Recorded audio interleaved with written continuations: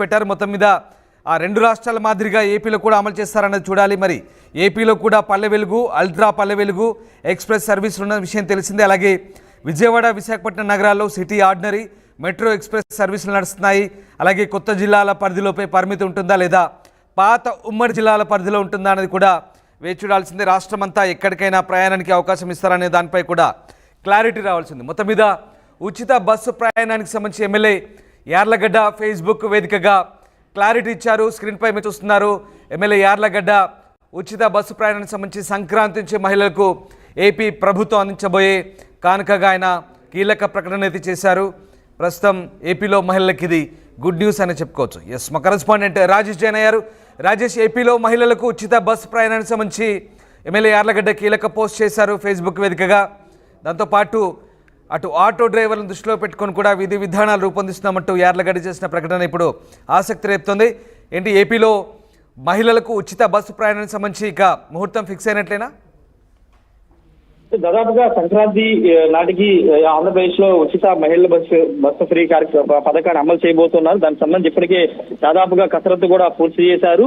వాస్తవంగా దసరా, దీపావళి అనుకున్నారు, కానీ కొంత వేరే పథకం అంటే ఉచిత గ్యాస్ సిలిండర్ పథకాన్ని దీపావళికి ఇంప్లిమెంట్ చేసిన సందర్భంగా ఈ పథకాన్ని పోస్ట్ పోన్ చేసి సంక్రాంతికి మార్చారు. చంద్రబాబు చాలా స్పష్టంగా చెప్పారు, కూటమి ఇచ్చినటువంటి సూపర్ సిక్స్ గారి పథకాలన్నింటినీ కూడా ఈ ఆర్థిక సంవత్సరం అంటే మార్చి లోపు అన్ని పథకాలను అమలు చేస్తానని ఆయన చెప్పిన నేపథ్యంలో కీలకమైనటువంటి సూపర్ సిక్స్ లో కీలకమైనటువంటి మహిళలకి ఉచిత బస్సు పథకాన్ని సంక్రాంతి నుంచి ఇంప్లిమెంట్ చేయబోతున్నారు. ఇప్పటికే అటు ఆర్టీసీతో పాటు ఇటు రవాణా శాఖ అధికారులు దీనిపైన కసరత్తు పూర్తి చేశారు. తెలంగాణ, అదేవిధంగా బెంగళూరు, కర్ణాటక ప్రాంతాల్లో పర్యటించి ఒక నివేదిక కూడా సిద్ధం చేసినటువంటి పరిస్థితి. ఆంధ్రప్రదేశ్ లో ఉన్నటువంటి అన్ని సర్వీసులకు సంబంధించిన విషయంలో ఏ విధంగా వెళ్ళాలి, ఏ విధంగా సదుపాయం కల్పించాలని దానిపైన ఒక నిర్ణయానికి వచ్చినట్టు తెలుస్తుంది. ముఖ్యంగా పల్లె వెలుగులు, అదేవిధంగా ఎక్స్ప్రెస్ వరకే పరిమితి చేయాలి. దానికంటే పై స్థాయినటువంటి వాటిలో కూడా ఏదైనా అవకాశం ఉంటే ఆల్ట్రా సూపర్ లగ్జరీ గా లేకపోతే డీలక్స్ ఈ బస్సుల్లో కూడా వెసులుబాటు కల్పించాలని దానిపైన ఒక నిర్ణయం తీసుకోబోతూ ఉన్నారు. అయితే మహిళలకు సంబంధించి ఆంధ్రప్రదేశ్ లో ప్రధానంగా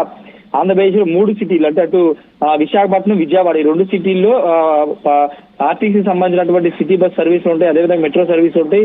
అక్కడ పూర్తిగా ఉచితంగా ఇవ్వబోతున్నారు. వాటితో పాటు పల్లె వెలుగు, అదేవిధంగా ఎక్స్ప్రెస్, ఇంకా మిగతా సర్వీస్ లో కూడా ఉచిత సర్వీస్ ఇవ్వాలని నిర్ణయించుకున్నారు. ఇప్పటికే దాదాపు 200 కోట్ల రూపాయలు, నెలకి 200 కోట్ల రూపాయలు అదనపు భారం పడుతుందనేది రాష్ట్ర ప్రభుత్వం అంచనా వేసింది. ఏడాదికి ఎంత అవుతుందనే దానిపైన ఒక లెక్కలు కూడా దానికి సంబంధించిన ఆర్థిక శాఖ సిద్ధం చేసినటువంటి పరిస్థితి. మరోవైపు ఆర్టీసీ నుంచి రాష్ట్ర ప్రభుత్వానికి ప్రతి ఏడాది దాదాపు 250 కోట్ల రూపాయల ఆదాయం వస్తుంది. ఇప్పుడు అదనంగా ఇప్పుడు ఉచిత బస్సు పథకం ఇస్తే దాన్ని దాదాపుగా కోల్పోవాల్సి వస్తుంది. కాబట్టి దాన్ని ఏ విధంగా ఆర్టీసీకి రాష్ట్ర ప్రభుత్వం బదలాయింపు చేయాలి, ఏ విధంగా సర్దుబాటు చేయాలి దానిపై నిర్ణయం కూడా తీసుకున్నారు. సంక్రాంతి నాటికి దాదాపుగా ఈ పథకాన్ని అయితే ఇంప్లిమెంట్ చేయబోతున్నారు. ప్రతిపక్షాలు ప్రధానంగా కాంగ్రెస్ పార్టీ సంబంధించి షర్మిల చాలా చిన్న పథకాన్ని ఎందుకు ఇప్పటివరకు ఇంప్లిమెంట్ చేయలేకపోయారు, తెలంగాణలో అధికారంలోకి వచ్చిన నెల రోజులపై పథకాన్ని అమలు చేస్తే ఆంధ్రప్రదేశ్ ఎందుకు అమలు చేయలేకపోతుందని పదే పదే విమర్శలు చేస్తున్న నేపథ్యంలో కూటమి ప్రభుత్వం సంక్రాంతి నాటికి ఉచిత మహిళా బస్సు పథకాన్ని అయితే ఇంప్లిమెంట్ చేయబోతుంది. దానికి సంబంధించినటువంటి అన్ని విధి విధానాలు కూడా సిద్ధమయ్యాయి. రామదాస్, రైట్, అంటే ఇప్పటికే అంటే ప్రభుత్వం ఈ పథకం అమలు సంబంధించి బస్సులో ఎలాగో ఫ్రీ బస్ సౌకర్యం అంటే రద్దీ పెరుగుతుంది, అందుకు తగ్గట్టుగా బస్సులు పెంచాలి, డ్రైవర్ పోస్టులు కూడా పెంచాలి, ఇలాంటి అన్ని విషయాలను పరిగణలోకి తీసుకొని ఆచితూచి అడుగులు వేసింది. సరే, మొత్తం మీద ఉచిత బస్సు ప్రయాణానికి సంక్రాంతి ముహూర్తంగా ఎమ్మెల్యే పోస్ట్ చూస్తే మనకు అర్థమవుతుంది. కానీ రాజేష్, ఇది అధికారికంగా ప్రభుత్వం అయితే ఎక్కడ ప్రకటించని పరిస్థితి. మరి ఎమ్మెల్యే పోస్ట్నే అధికారికంగా ప్రభుత్వం వైపు నుంచి అధికార పార్టీ ఎమ్మెల్యే కాబట్టి దాన్నే ప్రభుత్వ స్కీమ్ అమలుకు సంబంధించి ఒక ప్రకటనగానే భావించాల్సి ఉంటుందా?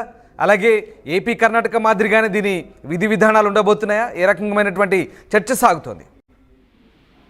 అంటే అధికారిక ఎమ్మెల్యే కాబట్టి ఖచ్చితంగా ఆయన పెట్టిన పోస్ట్ ని ఖచ్చితంగా మనం అధికారికంగా తీసుకోవాలి. గతంలో కూడా చాలా మంది ఎమ్మెల్యేలు, మంత్రులు కూడా ఈ విధంగా సోషల్ మీడియాలో పోస్టులు పెట్టుకున్నటువంటి సందర్భాలు చూసాం. కాబట్టి సంక్రాంతి నాటికి దాదాపుగా ఇంప్లిమెంట్ అనేది రాష్ట్ర ప్రభుత్వం నిర్ణయం తీసుకుంది. కాబట్టి ఎమ్మెల్యే యార్లగడ్డ ఈ పోస్టు పెట్టారని స్పష్టంగా అర్థం చేసుకోవచ్చు. విధి విధానాలు అనేవి ఆల్రెడీ సిద్ధమైపోయాయి. బస్సు అంటే ఖచ్చితంగా బస్సులకి మహిళలకి ఫ్రీ బస్సు పథకాన్ని ఇంప్లిమెంట్ చేస్తే ఆక్యుపెన్సీ అనేది పెరుగుతుంది. ఇప్పటి వరకు బస్సుల్లో ప్రయాణించిన వాళ్ళు కూడా బస్సులో ప్రయాణించే అవకాశం ఉంటుంది మహిళలకు సంబంధించి. కాబట్టి ఆక్యుపెన్సీ పెరిగితే బస్సు సంఖ్యలు కూడా పెంచాల్సి ఉంటుంది. కాబట్టి ఆ దిశగా రాష్ట్ర ప్రభుత్వం ఇప్పటికే కొత్త బస్సుల్ని కొనుగోలు చేసింది. కొన్ని రూట్స్ ఆల్రెడీ కొత్త బస్సులు తిరుగుతూ ఉన్నాయి.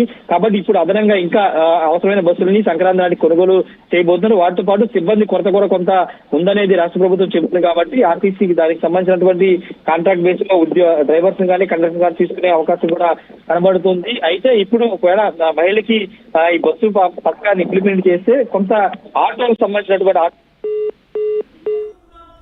Right. Yes, thank you Rajesh, thanks for the update. So మొత్తం మీద ఈ పథకం అమలుకు సంబంధించి ప్రభుత్వం అయితే ఆచితూచి నిర్ణయం తీసుకుంది. ఇప్పటికే అంటే విమర్శలు రాకుండా ఎట్టి పరిస్థితులు, ఎందుకంటే ఆక్యుపెన్సీ పెరుగుతుంది, జనాలు విపరీతంగా అంటే మహిళలకు ఉచిత బస్ సౌకర్యం, తెలంగాణలో కొన్ని ఇబ్బందులు ఉన్నాయి, వీటన్నింటిని దృష్టిలో పెట్టుకొని బస్సుల సంఖ్య పెంచడం, అలాగే ఆటో డ్రైవర్లను దృష్టిలో పెట్టుకొని కూడా విధి విధానాలు, మరోవైపు బస్సు సంఖ్య పెంచడం, వాటి డ్రైవర్ల పోస్టు కూడా భర్తీ చేయడం వంటి ప్రక్రియ చేయబోతున్నట్టుగా తెలుస్తుంది. మొత్తం మీద ఈ కొంత ఆలస్యమైనప్పటికీ కూడా సంక్రాంతి నుంచి ఉచిత బస్సు సౌకర్యాన్ని ప్రభుత్వం అమలు చేయబోతున్నట్టుగా తెలుస్తుంది.